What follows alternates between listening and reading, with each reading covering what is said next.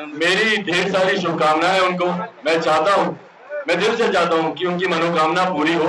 मोदी मंत्रिमंडल का विस्तार होना है, इसको लेकर कई नामों की चर्चा है, लेकिन जिस तरीके से यह चर्चा है कि पशुपति पारस भी मंत्रिमंडल में शामिल हो सकते हैं और इसी चर्चाओं के बीच पशुपति पारस की एक तस्वीर सामने आई कि वह कुर्ता सिलवाने के लिए कपड़ा ले रहे थे और ऐसे में अब जब यह सवाल चिराग पासवान से पूछा गया, उनको कहा गया कि उनके चाचा तो मंत्री बनने के लिए अब कुर्ता खरीदवा रहे हैं, सिलवा रहे हैं, और ऐसे में क्या कुछ चिराग पासवान ने कहा, पहले आप सुनिए। मेरी ढेर सारी शुभकामनाएं उनको। मैं चाहता हूं, मैं दिल से चाहता हूं कि उनकी मनोकामना पूरी हो। बहुत बड़ा दाव शब्द ठीक नहीं रहेगा, बहुत बड़ा कदम उठाया है उन्होंने। परिवार को तोड़ा है अपनी इस महत्वाकांक्षा को पूरा करने के लिए।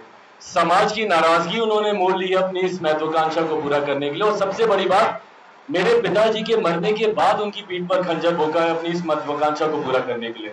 तो मैं दिल से चाहता हूं कि जब उन्होंने इतनी बदनामी मोल ली, इतना कुछ उन्होंने झेला, तो मैं दिल से चाहता हूं कि उनकी महत्वाकांक्षा पूरी हो। पर इसमें बस एक टेक्निकल मैं जानकारी आप लोगों के समक्ष जरूर रख दूं कि लोक जनशक्ति पार्टी, क्योंकि मैं कुछ मीडिया के चैनल पर मैं देख रहा हूं कि लोक जनशक्ति पार्टी के सांसद के तौर पर या लोक जनशक्ति पार्टी के कोटे से उन्हें मंत्री बनाया जाएगा। यह संभव नहीं है, क्योंकि उन्हें लोक जनशक्ति पार्टी की राष्ट्रीय कार्यकारिणी पहले ही उन्हें पार्टी से निष्कासित कर चुकी है। उन्हें पार्टी से निकाल दिया गया है उनके 5 सांसद, उनके 4 और सांसदों के साथ। और इस बात की जानकारी हम लोगों ने चुनाव आयोग को भी दे दी है।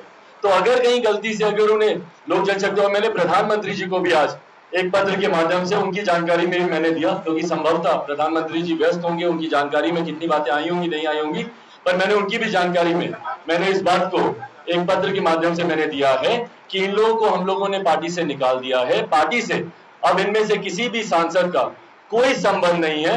इनको आप निर्दलीय सांसद के तौर पर देखिए, पूरी तरीके से प्रधानमंत्री जी का अधिकार क्षेत्र है कि वो किसको मंत्री बनाए नहीं बनाए, उसमें मेरा कोई हस्तक्षेप रहना संभव ही नहीं है। पर हाँ, अगर मेरी पार्टी का सांसद कहकर अगर उनको बनाया जाएगा तो मुझे आपत्ति होगी।